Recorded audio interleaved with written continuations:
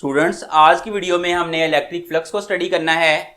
इससे पहले जितने भी टॉपिक्स मौजूद हैं बुक में, उन तमाम के ऊपर लेक्चर्स अपलोड हो चुके हैं। उनके लिंक्स जो हैं वो इस वीडियो की डिस्क्रिप्शन में मौजूद हैं, वहाँ से आप देख सकते हैं। स्टार्ट करते हैं। बहुत आसान लेक्चर है। राइट साइड से शुरू करूँगा। एक बॉक्स में एक आइडिया दूंगा ताकि आपको कोई भी चीज़ मुश्किल ना लगे। जहाँ पे डायाग्राम्स इन्वॉल्व होंगी वहाँ पे मैं मॉडल्स बना के आपको शो करूँगा 3D मॉडल्स की मदद से कि आप कॉन्सेप्ट को बेहतर तरीके से अंडरस्टैंड कर सकें। तो शुरू करते हैं। सबसे पहले हमने रिव्यू करना है वो कॉन्सेप्ट्स जो पिछले लेक्चर्स में मैं आपको बता चुका हूँ, लेकिन आज की वीडियो के लिहाज से वो इंपॉर्टेंट है, उनको स्टडी करना है। उसमें क्या है, पहली चीज़ मैंने आपको बताई थी कि अगर किसी जगह पे किसी रीजन में इलेक्ट्रिक फील्ड मौजूद है तो उसकी मौजूदगी को जाहिर करने के लिए हम वहाँ पे इलेक्ट्रिक फील्ड लाइंस ड्रा करते हैं। ये लाइंस हम किस हिसाब से ड्रा करते हैं वो हिसाब भी मैंने आपको बताया कि अगर कोई पॉइंट है हमारे पास और वहाँ पे हम यूनिट एरिया रखते हैं लाइंस के परपेंडिकुलर, तो उसमें से जो नंबर ऑफ लाइंस पास करेंगी उस यूनिट एरिया से वो प्रोपोर्शनल होनी चाहिए इलेक्ट्रिक फील्ड स्ट्रेंथ के उस पॉइंट पे। अब ये बात थोड़ी मुश्किल है, बड़े आसान तरीके से मैं आपको इस बॉक्स में बताने जा रहा हूं। देखें, यहां पे इलेक्ट्रिक फील्ड स्ट्रेंथ है इस पॉइंट के ऊपर 4 न्यूटन पर कूलम। ये कोई दूसरा पॉइंट है, यहां पे इलेक्ट्रिक फील्ड स्ट्रेंथ है 6 न्यूटन पर कूलम। अब अगर मैं लाइंस ड्रा करूं और मैंने यहां पे यूनिट एरिया रखा 1 मीटर स्क्वायर एरिया रखा है लाइंस के परपेंडिकुलर इस पॉइंट पे, और 1 मीटर स्क्वायर एरिया ही मैंने इस पॉइंट पे रखा है लाइंस के परपेंडिकुलर, तो लाइंस मुझे इस तरह बनानी चाहिए कि अगर यहां से 2 लाइनें गुजरें तो यहां से 3 लाइनें गुजरें। वही निस्बत हो जो 4 और 6 में निस्बत है, इलेक्ट्रिक फील्ड्स के अंदर निस्बत है, वही लाइंस के अंदर भी निस्बत होनी चाहिए। अगर यहां 2 लाइनें यहां 3 बने, अगर मैं यहां से 4 लाइनें गुजारता यहां से मैं 6 लाइनें गुजारता ताकि निस्बत वही रहती। यहां से अगर मैं 6 लाइनें गुजारता तो यहां से मैं 9 लाइनें गुजारता ताकि सेम रेशियो रहती। तो इस लिहाज से हमने लाइंस को ड्रा करना होता है। ये हमारा पिछला वीडियोस का सारा कॉन्सेप्ट था। अब हम आज की वीडियो से रिलेटेड दोबारा से स्टार्ट करते हैं इन्हीं चीज़ों। आज की वीडियो में मैंने number of lines per unit area जो ड्रा करनी है वो इलेक्ट्रिक फील्ड के प्रोपोर्शनल नहीं ड्रा करनी। खाली प्रोपोर्शनल तो डेफिनेटली होंगी, लेकिन प्रोपोर्शनैलिटी से गुजारा नहीं होगा। मैंने यहाँ पे इक्वालिटी अडॉप्ट करनी। मतलब क्या है इस बात का, यहां पे इलेक्ट्रिक फील्ड स्ट्रेंथ है 4 न्यूटन पर कूलम, यहां पे इलेक्ट्रिक फील्ड स्ट्रेंथ 6 न्यूटन पर कूलम, यूनिट एरिया यहां पे भी परपेंडिकुलर रखा, यहां पे भी परपेंडिकुलर रखा लाइंस के। तो जितनी इलेक्ट्रिक फील्ड स्ट्रेंथ है उतनी लाइंस ही गुजरनी है यहां से। अब प्रोपोर्शनैलिटी वाली बात नहीं करनी आज हम। अगर E की वैल्यू 4 है, 4 लाइंस गुजरेंगी। अगर E की वैल्यू 6 है तो 1 मीटर स्क्वायर एरिया में से 6 लाइंस गुजरेंगी। तो आज एक तरह से आसान होगी ये चीज अगर आप समझे तो अब हम इस चीज को वर्ड्स में लिखें तो हम कह सकते हैं कि लाइंस थ्रू यूनिट एरिया या 1 मीटर स्क्वायर एरिया कह लें, हेल्ड परपेंडिकुलर कितनी लाइंस गुजरेंगी, उसमें से E लाइंस गुजरेंगी इज इक्वल टू E। देखिए ना, यहां पे E 4 था, 4 लाइंस गुजर रही थी, यहां पे E 6 है तो 6 लाइंस गुजर रही हैं। तो इन जनरल हम कह सकते हैं कि जो भी E की वैल्यू होगी उतनी लाइंस ही गुजरनी है। तो ये चीज हमने बॉक्स में लिख दी। अब आ जाए आज के मेन आइडिया पे, जो कि है इलेक्ट्रिक फ्लक्स। इलेक्ट्रिक फ्लक्स को समझने से पहले हमें फ्लक्स का पता होना चाहिए। फ्लक्स का मतलब होता है किसी चीज का फ्लो करना। मिसाल के तौर पे आपकी फिंगर कट जाती है, खून निकलना शुरू हो जाता है, आप कहते हैं कि ये फ्लक्स है। अगर खून कम निकले हम कहेंगे फ्लक्स कम है ब्लड का, और अगर खून तेजी से निकल रहा है हम कहेंगे ब्लड का फ्लक्स ज्यादा है। अब यही कॉन्सेप्ट हमने अप्लाई करना है इलेक्ट्रोस्टैटिक्स में। तो इलेक्ट्रोस्टैटिक्स में जब हमने कॉन्सेप्ट को अप्लाई करना है तो वहां पे हम कैसे समझेंगे, हम कहते हैं कि हमारे पास कोई भी एरिया है जिसको हमने इलेक्ट्रिक फील्ड में रख दिया, और इलेक्ट्रिक फील्ड में हमने लाइंस बनाई हुई थी, और लाइंस हमने बनाई थी इस तरीके से, ये जो तरीका यहां बताया। अब क्या होगा कि जब हम एरिया को इलेक्ट्रिक फील्ड में रखेंगे उसमें से लाइंस गुजरेंगी, वो लाइंस जो गुजर रही हैं उनकी तादाद को हम कहेंगे इलेक्ट्रिक फ्लक्स। मिसाल के तौर पे यहां पे देखें 1 2 3 4 5 6 लाइंस गुजर रही हैं, तो मैं कहूंगा कि इस एरिया में से जो इलेक्ट्रिक फ्लक्स है वो कितना है, 6 के बराबर। अब इसी चीज को डिफाइन कर लेते हैं। हम डिफाइन इस तरह से करते हैं, number of lines passing through certain element of area is called electric flux. याद रख लें कि इन सारे केसेस में मैंने कहा था कि एरिया को हमने लाइंस के परपेंडिकुलर रखा हुआ है, लेकिन यहां पे मैं ये कंडीशन नहीं लगा रहा कि एरिया परपेंडिकुलर है। इवन डेफिनेशन के अंदर ये भी जरूरी नहीं है कि एरिया फ्लैट ही हो, एरिया कर्व्ड भी हो सकता है। उसके साथ साथ ये भी जरूरी नहीं कि एरिया रेक्टेंगुलर हो, किसी तरह का भी एरिया हो सकता है। यहां सारी जगह पे हमने इलेक्ट्रिक फील्ड को यूनिफॉर्म करके उस लिहाज से डिफाइन किया हुआ था। यहां पे इलेक्ट्रिक फील्ड का इवन यूनिफॉर्म होना भी जरूरी है डेफिनेशन के पॉइंट ऑफ व्यू से। अब आ जाएं एक्सप्रेशन पे। हम चाहते हैं कि हमारे पास इन सारे आइडियाज को इस्तेमाल करके इलेक्ट्रिक फ्लक्स का एक फार्मूला हो। वो फार्मूला बनाने के लिए हमने आगे सारा काम करना है। तो जो एक्सप्रेशन हमें चाहिए, हम अभी इस स्टेज पे नहीं है कि हम किसी भी बेहंगम शेप के लिए कोई एक्सप्रेशन ड्रा कर लें। हम एक्सप्रेशन बनाएंगे एक ऐसी शेप के लिए जो कि फ्लैट होगी, जिसका एरिया क्या होगा, फ्लैट होगा। तो हमने एरिया जो रखना है यहां पे वो फ्लैट एरिया रखना है, नंबर 1। नंबर 2, हम एक्सप्रेशन तब ड्राइव करेंगे जब हम एज्यूम कर रहे हैं कि इलेक्ट्रिक फील्ड जो है वो पूरी की पूरी सरफेस पे वो यूनिफॉर्म है, पूरी की पूरी सरफेस पे इलेक्ट्रिक फील्ड की वैल्यू चेंज नहीं हो रही। तो हमने इलेक्ट्रिक फील्ड को यूनिफॉर्म कंसीडर किया। जब भी इलेक्ट्रिक फील्ड यूनिफॉर्म होता है, पिछली वीडियो में मैंने कैपेसिटर के केस में आपको एक्सप्लेन किया था, तो लाइंस हमेशा पैरेलल होती हैं और इक्वली स्पेस्ड होती हैं। ये दोनों प्रॉपर्टीज लाइंस में होल्ड करेंगी तो इलेक्ट्रिक फील्ड यूनिफॉर्म होगा। तो ये सारी चीजें हैं जो आज के एक्सप्रेशन के हवाले से हैं। मैंने यहां पे बताया था ना कि एरिया चाहे जैसे का भी हो, डेफिनेशन हो सकती है, लेकिन जो एक्सप्रेशन ड्राइव करना है उसमें ये कैरेक्टरिस्टिक्स होनी चाहिए। एरिया फ्लैट होना चाहिए, इलेक्ट्रिक फील्ड यूनिफॉर्म होना चाहिए। अब हम सबसे पहले समझ लेते हैं एरिया से रिलेटेड कुछ कॉन्सेप्ट्स को। जब तक हमें वो पता नहीं होंगे हम इस एक्सप्रेशन को अच्छी तरह अंडरस्टैंड नहीं कर सकते। सबसे पहले आप ये देखें कि सरफेस ऑफ एरिया, ये एरिया की सरफेस है। अगर मैं कहता हूं कोई चीज सरफेस के अलोंग है तो वो इस तरह भी हो सकती है, इस तरह से, और इस तरह से भी हो सकती है। उसके बाद दूसरा कॉन्सेप्ट है नॉर्मल टू एरिया, यानी कोई एरिया अगर फ्लैट है उसके ऊपर राइट एंगल पे कोई चीज हम बना लेते हैं। मिसाल के तौर पे देखें आप, ये आपके सामने ये एरिया था, ये इसके ऊपर नॉर्मल है। मैं जो भी चीज आपको शो करवाऊंगा मैं कोशिश करूंगा कि उसको चारों तरफ से रोटेट करके दिखाऊं ताकि आप अंडरस्टैंड कर लें, आप अच्छी तरह उसको देख लें। नॉर्मल टू एरिया आपने अंडरस्टैंड कर लिया। उसके बाद होता है वेक्टर एरिया। एरिया को जब भी वेक्टर फॉर्म में हम कंसीडर करते हैं तो उसकी डायरेक्शन नॉर्मल के अलोंग अस्यूम होती है। वेक्टर एरिया अगर मैं कहूं कि इस वक्त वेक्टर एरिया किस तरफ है, तो वेक्टर एरिया इस वक्त ऊपर की तरफ है। अगर मैं कहूं इस वक्त वेक्टर एरिया किस तरफ है, तो इस वक्त वेक्टर एरिया टूवर्ड्स यू है, टूवर्ड्स द कैमरा है। तो वेक्टर एरिया हमेशा पैरेलल होता है नॉर्मल टू एरिया के, इस डायरेक्शन में होता है। ये नॉर्मल था एरिया के ऊपर, और इसकी मैग्नीट्यूड यानी ये वेक्टर जो बनाना है ये कितना लंबा बनाना है, कितना छोटा बनाना है, ये डिपेंड करता है इस एरिया पे। अगर एरिया छोटा होगा तो इसका जो रिप्रेजेंटेशन वेक्टर आएगा वो भी छोटा बनेगा। अगर ये एरिया लंबा बड़ा है, इसके अंदर ज्यादा एरिया मौजूद है, तो फिर इसका रिप्रेजेंटेशन वेक्टर जो है वो ज्यादा लंबा होगा। तो इस लिहाज से हमने वेक्टर एरिया को भी डिस्कस कर लिया। अब लास्ट थिंग है कि एरिया से क्या मुराद है।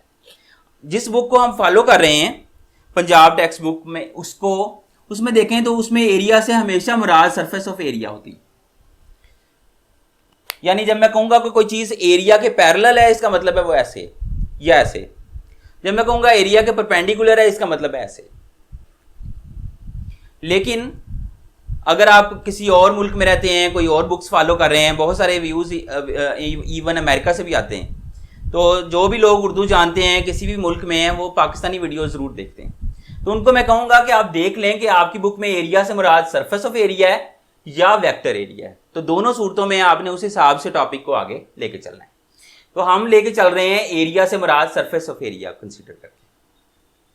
तो अब हमने जब एरिया में से फ्लक्स फाइंड करना है, एरिया हमारा फ्लैट है, तो 2-3 से सूरतें हो सकती हैं। या तो ये है कि एरिया हमने लाइंस के सामने परपेंडिकुलर रख लिया। एरिया लाइंस के सामने परपेंडिकुलर कैसे हो सकता है, मॉडल की फॉर्म में आपको शो करता हूं। ये देखें, ये मैंने आपके सामने लाइंस भी बनाई हैं और एरिया भी शो किया। अब ये जो एरिया है ये लाइंस के सामने बिल्कुल परपेंडिकुलर है। आपको रोटेट करके दिखा देता हूं ताकि आप इसको बेहतर तरीके से अंडरस्टैंड कर लें।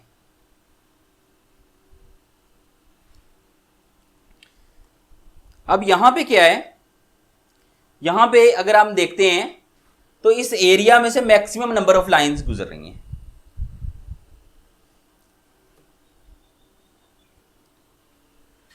कितनी लाइंस गुजरेंगी, फार्मूला हमने बनाना है। हमारे पास एरिया टोटल जो उसका मैग्नीट्यूड है वो है ए। यहां पे एरिया कितना है, ए एरिया। यहां पे एरिया अगर कितना था जब हम बात कर रहे थे, यहां पे एरिया था 1 मीटर स्क्वायर। तो हमने कहा था कि lines through 1 metre square area held perpendicular बराबर है ई के। तो ए मीटर स्क्वायर एरिया में से कितनी लाइंस गुजरेंगी जो परपेंडिकुलर रखा हुआ है। बहुत आसान है, जैसे 5वीं में आपने पढ़ा था, आप पढ़ते थे एक केले की कीमत 10 रुपए है, 1 दर्जन केलों की कीमत 120 रुपए है। तो क्या करते थे, मल्टीप्लाई करते थे ना, 12 किलो की कीमत 120 रुपए। तो उसी तरह यहां मल्टीप्लाई करेंगे, ई को आपने ए से मल्टीप्लाई कर दिया तो आपके पास नंबर ऑफ लाइंस आ गई इस बड़ी सरफेस में से जिसका एरिया ए है। वो कितनी आई हैं, ई ए के बराबर आई हैं। इसको फ्लक्स भी कहते हैं। फ्लक्स को हम हमेशा रिप्रेजेंट करते हैं फाई से, ये याद रख लें। ये हमने यहाँ पे फ्लक्स को रिप्रेजेंट किया। तो फ्लक्स जो है वो हमारे पास आ गया ई ए के इक्वल। एरिया कैसे रखा हुआ है, लाइंस के सामने आपने परपेंडिकुलर रखा हुआ, तो हम यहाँ पे परपेंडिकुलर की अलामत लगा देते हैं। केस 2 पे आ जाएं। अगर आप लाइंस के सामने एरिया जो है वो पैरेलल रख लेते हैं। अब देखें, मेरे पास ये कोई तरीका नहीं है कि 9 लाइंस जो है मैं हवा में सस्पेंड कर लूँ। तो इनको इस्तेमाल करने के लिए मुझे ये एरिया मजबूरन साथ रखना पड़ा है, लेकिन कॉन्सेप्चुअली अब मैं ये वाला एरिया इस्तेमाल करूँगा। तो जब मैंने एरिया को लाइंस के पैरेलल रखना है, इसका मतलब है मैंने एरिया को ऐसे रखा हुआ है। अब इसमें से देखें कोई लाइन भी आर पार नहीं हो रही। ये पैरेलल रखने का मतलब है कि ऐसे रखा हुआ है। अब देख लें कि यहाँ से भी कोई लाइन इस एरिया में से नहीं गुजर रही। तो जब भी एरिया लाइंस के पैरेलल होगा, चाहे ऐसे हो, चाहे ऐसे हो, या इवन इन बिटवीन भी किसी एंगल पे है, उसमें से लाइंस पास नहीं करेंगी। तो in that case lines pass नहीं करेंगी तो हम कहते हैं कि फ्लक्स कितना हो गया, 0 हो जाएगा इस केस में फ्लक्स। अब यहाँ पे मैंने एरिया को लाइंस के अंदर ऐसे रखा हुआ है एक्चुअली, और यहाँ पे लग रहा होगा कि ये लाइन शायद पास कर रही है, लेकिन ये भी पास नहीं कर रही है, असल में नीचे से गुजर रही है एरिया, और इसके अंदर से गो थ्रू नहीं कर रही। तो फ्लक्स जो है टोटल है वो 0 ही है जब एरिया जो है उसकी सरफेस लाइंस के पैरेलल होती है। अब हम आ जाते हैं लास्ट साइड पे, जहां पे हमने सरफेस एरिया को ना ही परपेंडिकुलर रखा है ऐसे रखा है, ना ही हमने पैरेलल रखा है ऐसे रखा है, बल्कि अब हमने रख लिया है एंगल पे। और एंगल के लिहाज से हम देखना चाहते हैं। तो एंगल के लिहाज से ये हमारे पास एरिया है यहाँ पे डायग्राम में, जिस एरिया को हमने किसी एंगल पे रखा हुआ है। अब डायग्राम काफ़ी कॉम्प्लिकेटेड है, आपको कम समझ आ रही होगी, तो मैं उसका मॉडल आपको दिखाता हूँ। ये देखें, असल जो एरिया है जिसको मैंने एंगल पे रखा है वो कौन सा है, वो ये वाला एरिया। जो मेरा अंडर कंसीडरेशन एरिया है वो ये वाला है। बाकी ये एरिया और ये एरिया मैंने हेल्प के लिए साथ बनाए हैं ताकि मैं इनको भी यूज़ ज़रूर करूँगा, लेकिन फोकस मेरा इस एरिया पे। ये मेरे पास एरिया जो है ये वाला वो ए के बराबर है, यहाँ पे शो किया गया, और इसके ऊपर जो नॉर्मल है उसके और लाइंस के दरमियान एंगल कितना है, थीटा।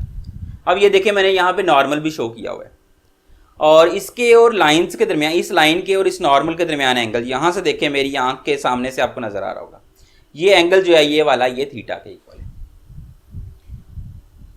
ये जो सरफेस है ये पीछे जो शो की गई है उसकी जगह ये सरफेस आ रही है। अब हम इसी डायग्राम को दोबारा बनाते हैं, बुक में नहीं बनी हुई, लेकिन कॉन्सेप्चुअली ज़्यादा इजीली आप अंडरस्टैंड कर लेंगे। अब देखें, इस डायग्राम में हमने एरिया को थोड़ा सा ऐसे शो किया हुआ है, इस तरह से करके, या कह लें इस तरह से शो किया हुआ है कि आपको ये सरफेस भी नज़र आ रही है और ये भी नज़र आ रही है, इस तरह करके समझे शो किया हुआ है। लेकिन अब हम क्या करते हैं, अब हम बिल्कुल ऐसे शो करते हैं, बिल्कुल ऐसे। तो जब इस तरह शो करेंगे तो ये ट्राइंगल बन जाएगी इस तरह से। इसको समझना हमारे लिए ज़्यादा आसान होगा। अब इसमें देखें कि जो ट्राइंगल है इसमें ये सरफेस है हमारी जो कंसीडरेशन है, और उसका एरिया कितना है, ए के बराबर है। यहाँ पे एंगल कितना बन रहा है, 90 डिग्री का। वो एंगल यहाँ पे देखें मॉडल में, तो ये वाला एंगल जो था, ये वाला एंगल 90 डिग्री का। जो एंगल नॉर्मल के और लाइंस के दरमियान है वही एंगल यहां पे बनेगा, यानी जो एंगल यहां बन रहा था यहां पे एक्चुअली वही यहां पे बन रहा है, ये ज्योमेट्रिकली सेम होना है। तो यहां पे एंगल थीटा बन रहा था, यहां पे भी एंगल थीटा बन रहा हो। अब हमारे पास ये राइट एंगल ट्राइंगल है, इसमें ये एंगल है, तो राइट एंगल के सामने वाली चीज क्या होती है, हाइपोटेन्यूज होती है, और एंगल के साथ वाली चीज, एंगल और राइट एंगल 90 और थीटा के दरमियान जो साइड होती है वो क्या होती है, बेस होती है। अगरचे यहां पे लग रहा है कि ये परपेंडिकुलर है, लेकिन याद रखें कि जो भी चीज एंगल के साथ होनी है उसको हमने बेस का नाम दिया। तो अगर यहां से हम कॉस ऑफ थीटा की वैल्यू निकालें तो वो किसके इक्वल होती है, बेस ओवर हाइपोटेन्यूज, यानी बेस ओवर ये हाइपोटेन्यूज ए के इक्वल। अगर यहां से मैं बेस का एरिया, ये एरिया फाइंड करूं तो वो कितना आएगा, वो मेरे पास ये ए इधर डिवाइड हो रहा है, इधर जाके मल्टीप्लाई हो जाएगा, वो मेरे पास ए कॉस ऑफ थीटा के बराबर आ जाएगा। तो मतलब ये है कि ये जो साइड है इसका एरिया कितना है, ए कॉस ऑफ थीटा। अब हम इसको इस्तेमाल करने जा रहे हैं। पहले हम देखते हैं कि इस साइड में से फ्लक्स कितना होगा। तो इस साइड में से अगर फ्लक्स फाइंड करना है तो हमने ये यहां पे फार्मूला बनाया हुआ है। हमने कहा है जब भी एरिया लाइंस के परपेंडिकुलर हो तो हम एरिया को इलेक्ट्रिक फील्ड से मल्टीप्लाई करते हैं तो हमारे पास फ्लक्स आ जाता है। अब यहां पे ये जो एरिया है ये लाइंस के परपेंडिकुलर, इसका मतलब ये है कि इस एरिया को ए कॉस ऑफ थीटा को हम इलेक्ट्रिक फील्ड से मल्टीप्लाई करेंगे, हमारे पास फ्लक्स आ जाएगा ई ए कॉस ऑफ थीटा। ये फ्लक्स कहां से आया है, यहां से जो फ्लक्स गुजर रहा है वो असल में ई ए कॉस ऑफ थीटा है। अब आपने फ्लक्स फाइंड करना है यहां से। अब ये बात समझो कि जैसे ये आपके सामने डायग्राम थी, जितनी लाइंस इस सरफेस में से गुजर रही हैं वही लाइंस इस सरफेस में से भी गुजर रही हैं। इसका मतलब है जितना फ्लक्स इधर से होना है वही फ्लक्स इधर से भी होना। तो अगर यहां से फ्लक्स हमारे पास आ गया है ई ए कॉस ऑफ थीटा के बराबर, तो यहां से फ्लक्स कितना होगा, वो भी ई ए कॉस ऑफ थीटा ही होगा। तो हम कह सकते हैं कि जब भी हमारे पास कोई सरफेस टेढ़ी पड़ी होगी, तिरछी पड़ी होगी, उसमें से फ्लक्स कितना होना है, ई ए कॉस ऑफ थीटा। अब आप देखो कि दो वेक्टर्स के मैग्नीट्यूड है, साथ कॉस ऑफ थीटा आ रहा है, तो ऐसी चीज को हम कन्वर्ट कर लेते हैं डॉट प्रोडक्ट में। हम इसको लिख सकते हैं ई डॉट ए के। फाई हमारे पास इक्वल आया है ई डॉट ए के। इलेक्ट्रिक फील्ड और एरिया के दरमियान डॉट आ रहा है, जब भी दो वेक्टर्स का डॉट प्रोडक्ट करेंगे आंसर हमेशा स्केलर आएगा। इसका मतलब है कि फ्लक्स जो है वो एक स्केलर क्वांटिटी है। अगर आप इसका यूनिट्स फाइंड करना चाहें तो इलेक्ट्रिक फील्ड का यूनिट न्यूटन पर कूलम, एरिया का मीटर स्क्वायर, थोड़ी सी अरेंजमेंट कर लें तो न्यूटन मीटर स्क्वायर पर कूलम जो है वो आपके पास फ्लक्स का यूनिट भी आ गया। अब हम समराइज करते हैं आज के लेक्चर को। हमने स्टडी किया कि जहाँ इलेक्ट्रिक फील्ड होता है वहाँ इलेक्ट्रिक फील्ड लाइंस भी होती हैं, नंबर 1। नंबर 2 पे मैंने आपको बताया कि आपने लाइंस इस तरह ड्रा करनी है कि जो इलेक्ट्रिक फील्ड की वैल्यू हो उतनी ही लाइंस गुजरनी चाहिए 1 मीटर स्क्वायर एरिया से, अगर वो लाइंस के परपेंडिकुलर आपने रखा हुआ है।